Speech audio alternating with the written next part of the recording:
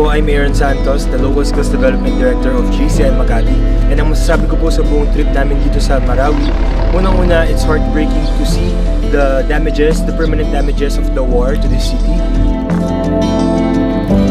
And at the same time, maganda rin po makapupulutan natin ng aral na kung paano sila nakabangon sa sitwasyon nila. At maganda rin pong eye-opener yung pagtulong na nagawa namin sa mga tao dito sa Marawi, gaya ng free circumcision, free haircut, gift giving at marami pa pong iba. At sana po tuloy-tuloy pa po nating matulungan yung mga komunidad na nangangailangan.